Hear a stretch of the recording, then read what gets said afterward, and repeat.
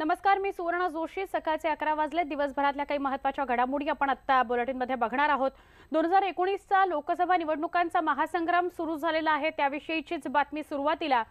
या लोकसभा निवडणुकांच्या तोंडावर आता सगळ्या पक्षांनी कंबर कसलेली आहे। आपण सुरुवातीलाच ग्राफिक्सच्या माध्यमातून पाहूया आज कुणाच्या कुठे सभा आहेत। सगळे नेते मंडळी कामाला लागलेले आहेत। केरळातील वायनाडमध्ये राहुल गांधी आज अर्ज भरणार आहेत आणि अर्ज भरतेवेळी काँग्रेस वायनाडमध्ये रोड शो करणार आहे।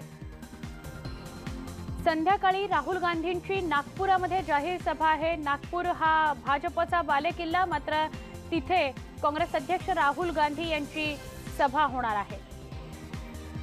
वर्ध्यामध्ये मुख्यमंत्री देवेंद्र फडणवीस यांची सभा असणार आहे।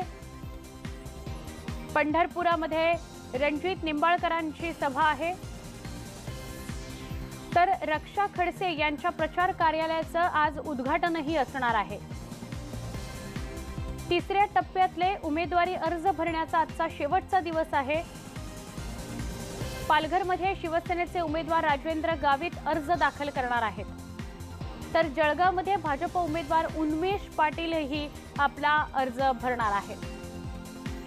काँग्रेसचे ज्येष्ठ नेते कपिल सिब्बल यांची आज पत्रकार परिषद सुद्धा आहे। जसजशा लोकसभा निवडणुका जवळ येत आहेत तसतशा राजकीय घडामोडींना वेग आलेला आपल्याला बघायला मिळतोय। पुढच्या बातमीकडे वळूया। उमेदवारी न मिळाल्यानं नाराज झालेले आमदार अब्दुल सत्तार यांनी मुख्यमंत्र्यांची भेट घेतल्याची माहिती मिळते। रात्री उशिरा वर्षा या निवासस्थानी मुख्यमंत्र्यांची भेट झाल्याची माहिती आहे। सत्तार दानवेंसह कालच औरंगाबादवरून मुंबईमध्ये दाखल झाले होते। या भेटीत संभाव्य पक्षप्रवेशावरून चर्चा झाल्याची ही माहिती मिळते आहे। आमचे मुंबईचे प्रतिनिधी विवेक कुलकर्णी यांच्याकडे थेट जाऊया आणि अधिक चर्चा करूया। विवेक, काय सांगाल? रात्री उशिरा म्हणजे अगदी 12 नंतर उशिरा अब्दुल सत्तारांनी वर्षावर जाऊन मुख्यमंत्र्यांची भेट घेतली अशी माहिती मिळते, काय अपडेट सांगाल?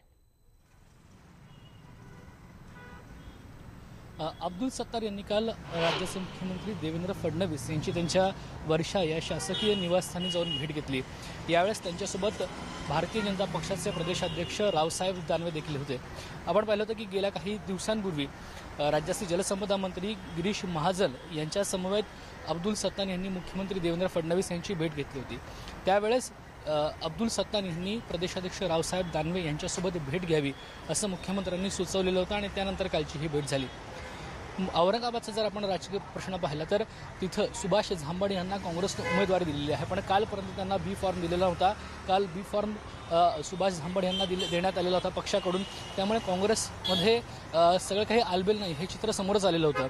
अब्दुल सत्तार यांनी देखील मी अपक्ष म्हणून काँग्रेसमधून उमेदवारी अर्ज भरेल असं स्पष्ट केलं होतं। आज उमेदवारी अर्ज दाखल करण्याचा शेवटचा दिवस आहे, त्यामुळे अब्दुल सत्तार नेमका काय निर्णय घेतात हे पाहावं लागेल।